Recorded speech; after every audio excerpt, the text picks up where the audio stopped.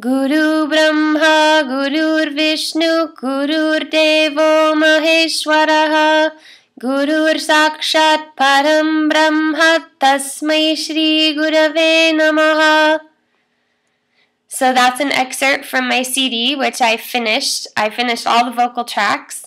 I have some musicians that need to lay down a couple more tracks, and then I'm good to go.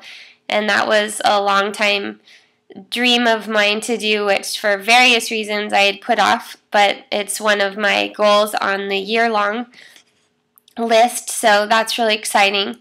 And I pushed through quite a few obstacles. I took my 3-year-old to New York City, stayed on the couch of musician friends, had a huge friend conflict in the middle of it, and had to figure out how to resolve it, and then I went back to New York by myself to finish the last part of it. I composed a samba mantra together with the sound engineer. I learned what the difference between mixing, arranging, composing is, which I couldn't have learned without just diving in and doing it.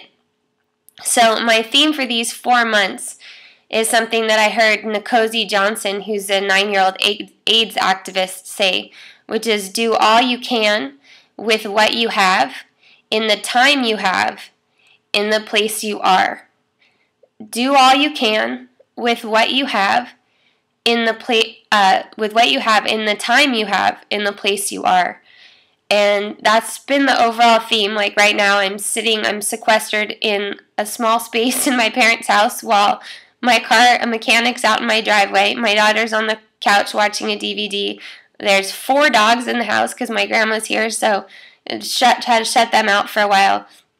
And I'm just getting in under the deadline, but I was determined, even though it's not the flashy iMovie with the titles coming across and the performance aspect I just wanted to get it finished. And so in the future, I think that I'm going to be able to execute some of these things differently, but right now it's just about taking everything I've learned to this point in yoga and in life and creating the best content possible with it. And on the internal level, I think I can best express it by referring to a concept that Eve Ensler, the author of the Vagina Monologues, talks about, called embracing your inner girl and cultivating your girl cell. And she defines the girl cell as the empathetic, nurturing, compassionate part of every woman and man, every girl and boy, that we've been trained out of believing is necessary to be productive, that it's not productive, and that actually it takes you away from being productive. But in the last 4 months, I've just really come to understand that it's a very inherent part of my makeup. This girl cell is very alive, and being around my mother and my grandmother has really reinforced that sense of purity and innocence that seems to be part of my maternal inheritance. So that's felt really good to just finally not try to block that. I've also worked with a lot of clients who are not able to cry when they need to, are not able to express themselves, and I realized that actually it's a gift to be able to be emotional and at the same time not have that necessarily be in contrast to being productive. So I finished my CD almost. I'm embracing my inner girl, and the last thing is I freaking got 14 clients while I was here in 3 weeks. I taught 5 yoga classes, and all that was just by sending out emails and saying, hey, I'm back. I'm only back for a little while. Do you want a tune-up? I charged $150 for almost everyone. A couple of people I charged my own old rate. One person I charged $120, but she thought I said $150, so she wrote the check for $150, which I thought was pretty hilarious.